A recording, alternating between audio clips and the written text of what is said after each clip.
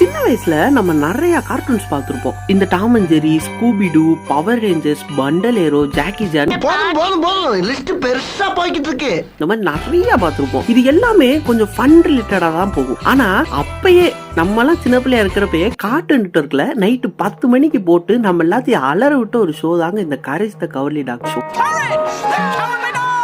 இத கண்டிப்பா நம்ம எல்லாருமே பார்த்திருப்போம். இப்பெல்லாம் என்னடா எடுக்கிறீங்க காஞ்சனா, அரண்மனைன்னு என்னடா படம், நான் எப்படி ஒரு படம் எடுக்க போறேன் தெரியுமா அப்படி அந்த டைரக்டர் நினைச்சு எடுத்தாருன்னு தெரியல. பாக்குறதுக்கு ரொம்பவே த்ரில்லிங்கா இருக்கும். அது கூடவே சேர்ந்து ரொம்பவே இன்ட்ரெஸ்டிங்கா இருக்கும். நம்ம எல்லாருமே ரொம்பவே என்ஜாய் பண்ணி பார்த்திருப்போம். ஆனா இது எல்லாமே இது ஒரு உண்மை சம்பவத்தை தழுவி எடுத்ததுன்னு தெரியாம இருந்த வரைக்கும். ஆமாங்க, இது உண்மையிலே ரியல் லைஃப் இன்சிடென்ட் நிறைய பேர் சொல்லிக்கிட்டு இருக்காங்க. அதை பத்தி தான் நம்ம இந்த வீடியோல பார்க்க போறோம். அது போக கரேஜ் எப்படி நம்ம இந்த யூஸ்டஸ் மியூரியல்ட்ட வந்துச்சு, அதோட பிளாஷ்பேக் என்ன, அதெல்லாம் தான் இந்த வீடியோல பார்க்க போறோம். சோ வீடியோ பார்க்கறதுக்கு முன்னாடி உங்களுக்கு என்ன மாதிரி இந்த கரேஜ் ரொம்ப பிடிக்கும்னா கமெண்ட்ல ஒரு பிங்க் ஹார்ட் மட்டும் விடுங்க. இப்போ வாங்க வீடியோக்கு போவோம். நம்மளாம் சின்ன வயசுல கார்ட்டூன் நெட்வொர்க்ல 10 மணிக்கு இந்த ஷோ பாக்குறப்ப அப்படின்னு கரேஜ் நம்ம யூஸ்டஸ் மியூரியல்லாம் காப்பாத்துறப்ப விசில் அடிச்சு என்ஜாய் பண்ணி பார்த்திருப்போம். நம்மளை பொறுத்த வரைக்கும் அந்த யூஸ்டஸ்ன்ற தாத்தா கேரக்டர் நம்ம வையாபுரி அண்ணன் இன்ஸ்பிரேஷனை வச்சு எடுத்த மாதிரியும், அந்த மியூரியல் பாட்டி இருக்கு பாத்தீங்களா, அதை வந்து பரவமுனியம்மா இன்ஸ்பிரேஷனை வச்சு எடுத்ததாகவும் தான் நமக்கு தெரிஞ்ச வரைக்கும் நம்ம நினைச்சிட்டு இருந்திருப்போம். ஆனா இதே மாதிரி ஒரு வீட்டுல ஒரு தாத்தா பாட்டி ஒரு நாய் வளர்த்துட்டு இருந்ததாகவும், அந்த வீட்டுக்கு இந்த மாதிரி நிறைய வினோதமா மான்ஸ்டர்ஸ் எல்லாம் வந்துட்டு இருக்கிற மாதிரி ஒரு கதை இருக்குங்க. டெக்சாஸ்ன்ற ஒரு ஊர்ல இதே மாதிரி ஒரு தாத்தா பாட்டி அவங்களுக்கு தனியா ஒரு லேண்ட் ஃபார்ம்லாம் வச்சு ஒரு நாய் வளர்த்துட்டு வந்திருக்காங்க. ரொம்ப நாளாவே அவங்க வீட்டுக்கும் அவங்க வச்சிருந்த அந்த ஃபார்முக்கும் ரொம்பவே வினோதமா விஷயம் நடந்துட்டு இருந்திருக்கு. அது அவங்களுமே நிறைய தடவை போலீஸ்க்குலாம் லெட்டர் எழுதி அனுப்பிச்சிருக்காங்க. போலீஸுமே கண்டுக்கல. இப்பயே நம்ம எல்லாம் அதெல்லாம் ஃபேக்குன்னு சொல்றோம். அப்ப 90sல அதெல்லாம் சொல்லவா வேணும். சோ போக போக அந்த லெட்டர்ஸ் எல்லாம் ரொம்ப வந்தனால போலீஸுமே அந்த இடத்துக்கு போய் பார்த்திருக்காங்க. அப்ப அந்த தாத்தாவும் கிடையாது, அந்த பாட்டியும் கிடையாது. அவங்க வளர்த்த அந்த நாய் மட்டும்தான் அங்க இருந்திருக்கு. அந்த நாயை மட்டும் இவங்க ஸ்டேஷனுக்கு சூன்னு கூட்டிட்டு வந்துட்டு அந்த தாத்தா பாட்டியை இன்னைக்கு வரைக்கும் தேடிக்கிட்டு இருந்திருக்காங்க. எங்க போனாங்க என்னன்னே தெரியல. இத்தனைக்கு அவங்க 2 பேத்துக்கும் ஓடி போற வயசும் கிடையாது, 2 பேரும் பாடையில போற வயசு. அவங்களுக்கு என்ன ஆச்சுன்றது இன்னைக்கு வரைக்குமே ஒரு மிஸ்டரியா தான் இருந்துட்டு இருக்கு. இதுல சில பேர் என்ன சொல்றாங்கன்னா, அந்த போலீஸ் கூட்டிட்டு வந்தாங்க பாத்தீங்களா அந்த நாய், அது ஒரு ஸ்கின் வாக்கர்னா ஒண்ணும் இல்லைங்க, அது இந்த நம்ம தாலிகாத்த காளியம்மன் படத்துல வர பிசாசு உருவம் மாறும் பாத்தீங்களா, அந்த மாதிரி அது என்ன உருவத்தை பார்த்தாலும் அந்த உருவத்துல மாறிடும்னோ, அதுதான் அந்த தாத்தாவை பாட்டியை கொன்று சொல்றாங்க. இது ஒரு உண்மையெல்லாம் கிடையாது. ஆனா ரொம்பவே ஒரு சுவாரஸ்யமான ரூமர். ஆனா அந்த தாத்தா பாட்டி தொலைஞ்சு போனது, அந்த வினோதமா லெட்டர்ஸ் வந்ததெல்லாம் உண்மைதான்.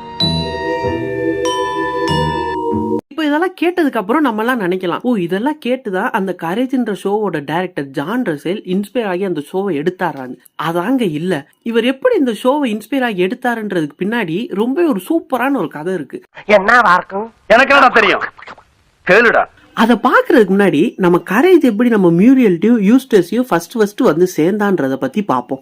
நம்ம எல்லாம் அந்த ஷோ பார்த்த வரைக்குமே நம்ம கரேஜ் அந்த மியூரியல் பாட்டி மடியில தான் ரொம்ப நேரமா தூங்கிக்கிட்டே இருப்பான். அவனுக்கு பெருசா எதுவுமே ஃபேமிலி இருக்கிற மாதிரி காமிச்சிருக்க மாட்டாங்க. நமக்குமே அது தெரிஞ்சிருக்காது. ஆனா ரிமெம்பரன்ஸ் ஆஃப் கரேஜ் பாஸ்ட்னு ஒரு எபிசோட்ல கரேஜுக்குன்னு ஒரு அப்பா அம்மா இருந்த மாதிரி காமிச்சிருப்பாங்க. ரொம்பவே பயங்கரமா மார்வேஸ் எல்லாம் போட்டு நல்லா பண்ணிருப்பாங்க. அந்த எபிசோட்ல கரேஜ் ரொம்பவே பயந்தாங்கொல்லியா இருப்பான். அவங்க அப்பாவும் அம்மாவும் இவன் ஏன் இப்படியே நடுங்கிட்டே இருக்கான்றதுக்காண்டி ஒரு டாக்டர்கிட்ட கூப்பிட்டு போவாங்க. ஆனா அந்த டாக்டர் போலி டாக்டரா இருந்தா கூட பரவாயில்லைங்க, அவன் ஒரு கேடி டாக்டர். ஹாஸ்பிட்டலுக்கு போனதுமே அந்த டாக்டர் கரேஜோட அப்பா அம்மாவை வெளியே இருக்க சொல்லிட்டு கரேஜை மட்டும் உள்ள கூப்பிட்டு போறேன். ஸ்பெஷலா ஏதாச்சும் ட்ரீட்மெண்ட் பாப்பான்னு நம்ம எல்லாம் பார்த்தா அவன் ஸ்பெஷலா ஒரு ராக்கெட்டை ரெடி பண்ணி அதுல கரேஜ் எடுத்து அனுப்ப பாத்துக்கிட்டு இருக்கேன். இதை தெரிஞ்சதுமே நம்ம கரேஜ் ஊன்னு சவுண்ட கொடுக்க அந்த சவுண்ட கேட்டு கரேஜோட அப்பா அம்மா உள்ள வந்துடுறாங்க. இதெல்லாம் பார்த்ததுமே அந்த டாக்டர் கரேஜோட அப்பா அம்மாட்ட போயிடுறான். உடனே நம்ம கரேஜ் தப்பிச்சோம் பழச்சோம்னு ஒரு பைப்ல விழுந்து வெளியே குப்பை தொட்டியில வந்து விழுந்துடுறான். ஆனா கரேஜுக்கு பதிலா அவங்க அப்பா அம்மா அந்த டாக்டர் அந்த ராக்கெட்ல வச்சு அனுப்பிச்சு போடுறான். அப்பதான் நம்ம மியூரியல் பாட்டி வராங்க. வந்து கரேஜை தூக்கிட்டு, ஏன்டா இவ்வளவு பயந்தாங்கொல்லியா இருக்க, சரி நீ தான் பயந்துருக்க, பேர்லயாச்சும் தைரியம் இருக்கட்டும் சொல்லிட்டு தான் கரேஜ்னு பேர் வைக்கிறாங்க. கரேஜ்னா உங்க எல்லாத்துக்குமே தெரியும், தமிழ்ல தன்னம்பிக்கைன்னு அர்த்தம். சோ இப்படிதான் நம்ம கரேஜ் நம்ம மியூரியல்ட்டையும் யூஸ்டஸ்டையும் வந்து சேர்ந்திருக்கும். அடுத்து கொஞ்சம் வருஷத்திலேயே மறுபடியும் கரேஜ் இப்படியே பயந்துட்டு இருக்குன்னு உடம்பு சரியில்லைன்னு நம்ம யூஸ்டஸும் மியூரியலும் மறுபடியும் அதே டாக்டர்கிட்ட கொண்டு போய் கொடுப்பாங்க பாருங்க. ஆனா இந்த வாட்டி நம்ம கரேஜ், நான் பழைய பயந்தாங்கோலி கிடையாதுடா, இப்ப நான் மியூரியலோட கரேஜ்னு சொல்லிட்டு அப்படியே அவங்க 2 பேர்த்தையும் காப்பாத்திடுறான். காப்பாத்துனது மட்டும் இல்லாம இப்பதான் நம்ம கரேஜ் ஒரு பெரிய நல்ல காரியத்தை பண்ணுது. அந்த டாக்டர் இருக்கான் பாத்தீங்களா, அவன் அந்த ராக்கெட்ல வச்சுட்டு டாடா பாய் பாய்னு அனுப்பிச்சு விட்டாங்க. அவன் மேல போய் அங்க இறங்குனதுக்கு அப்புறம் தான் பாக்குறான், அவன் இதுக்கு முன்னாடி அனுப்பிச்சு விட்ட எல்லா மிருகங்களுமே அங்க இவனை வெறியோட பாத்துக்கிட்டு இருக்கு. சோ இப்படிதாங்க நம்ம கரேஜ் யூஸ்டஸ் மியூரியல்ட்ட வந்து சேரும். ரொம்பவே சூப்பரா இருந்துச்சு இந்த ஸ்டோரி. இப்ப இந்த ஷோவோட கிரியேட்டர் ஜான் ரசெல் எதை இன்ஸ்பயரா வச்சு இந்த ஷோ எடுத்தாருன்னு பாப்போமா? அதை பாக்குறதுக்கு முன்னாடி வேற என்னங்க சொல்ல போறேன், சப்ஸ்கிரைப் தான். மறக்காம நம்ம யூரோன் சேனலை சப்ஸ்கிரைப் பண்ணி வச்சுக்கோங்க. அப்பதான் நம்ம நிறைய மூவி டீடைல்ஸும் மூவி சஜஷன்ஸும் பார்க்க முடியும். இவர் எதை எடுத்துக்காட்டா வச்சு இந்த ஷோ எடுத்தாருன்னு பார்த்தா அதுல எந்த ஒரு அமானுஷமும் கிடையாது, மர்மமும் கிடையாதுங்க. சின்ன வயசுல இதே மாதிரி இந்த யூஸ்டஸ் மியூரியல் மாதிரியே நம்ம ஜான் ரசெலுக்குமே ஒரு தாத்தா பாட்டி இருந்திருக்காங்க. அதே மாதிரி அந்த பாட்டியுமே ஒரு நாய் வளர்த்துட்டு இருந்திருக்காங்க. அது அந்த தாத்தாக்கு சுத்தமா பிடிக்கல. ஒரு நாள் இந்த நாய் ரொம்ப சேட்டை முடிச்ச என்னன்னு தெரியல, அந்த தாத்தா கோவத்துல கதவை திறந்து அந்த நாயை வெளியே அடிச்சு பத்தி விட்டாப்ல. அப்படி போன நாய் எங்க போச்சு, என்ன ஆச்சுன்னே தெரியல.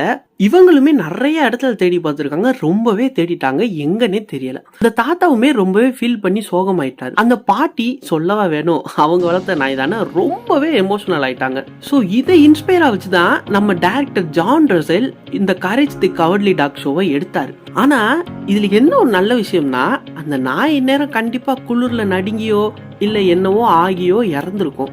அப்படி இல்லைன்னா அவங்க வளர்த்திருந்தா கூட இந்நேரம் கண்டிப்பா இருந்திருக்காது, இறந்திருக்கும். ஆனா இவர் இந்த ஷோ எடுத்தது மூலியமா இவங்க எப்பனாலுமே அந்த ஷோவை பார்க்கலாம். எப்பவுமே அவங்க நாய் அவங்க கூட இருக்கிற மாதிரி ஒரு ஃபீல் இருக்கும் பாருங்க. அங்க பாராட்டணுங்க நம்ம இந்த டைரக்டரை.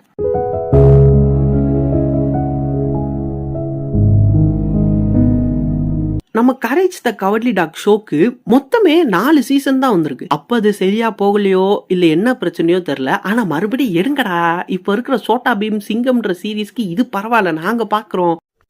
கல்லஞ்சக்காரன் அவ்வளவு நேரம் கதறானே, கரையிறானா? இதுல இன்னுமே ரொம்ப சோகமான விஷயம் என்னன்னு பார்த்தா, நம்ம மியூரியல் பாட்டி இருக்காங்க பாத்தீங்களா, அவங்களுக்கு வாய்ஸ் கொடுத்த தியா ஒயிட்ன்ற பாட்டி இப்ப ரீசெண்டா 2021 தான் இறந்து போயிட்டாங்க. அதே வருஷத்துலதான் நம்ம ஸ்கூபிடூவும் கரேஜும் மீட் பண்ற மாதிரி ஒரு கிராஸ் ஓவர் படமும் ரிலீஸ் ஆயிருக்கு. அந்த படம் பேரு Scooby Doo out of nowhere, Scooby Doo meets courage the cowardly dog. இப்ப என்னடா கிராஸ் ஓவர் வைக்கிறீங்க, விக்ரம் லியோ மீட் பண்ற மாதிரி, அங்க இருக்கு பாருங்க கிராஸ் ஓவர். அப்படின்னு தான் இருந்துச்சு. அதை பாக்குறப்ப அந்த படம் பார்க்கலனா கண்டிப்பா ட்ரை பண்ணி பாருங்க, ஒரு ஒர்த்தான படம். சோ உங்களுக்கு கரேஜ் பிடிக்குமா இல்ல ஸ்கூபிடூ பிடிக்குமான்றத மறக்காம கமெண்ட்ல சொல்லுங்க. ரெண்டுமே பிடிக்கும்னா மறக்காம நம்ம சேனலை சப்ஸ்கிரைப் பண்ணி வச்சுக்கோங்க. சோ அடுத்து என்ன கார்ட்டூன் பத்தி போடலாம் இல்ல என்ன வீடியோ போடலான்றத மறக்காம கமெண்ட்ல சொல்லுங்க. ஓகே गाइस, அடுத்த வீடியோல பார்ப்போம். அது வரைக்கும் டேக் கேர் ஆல், டாடா.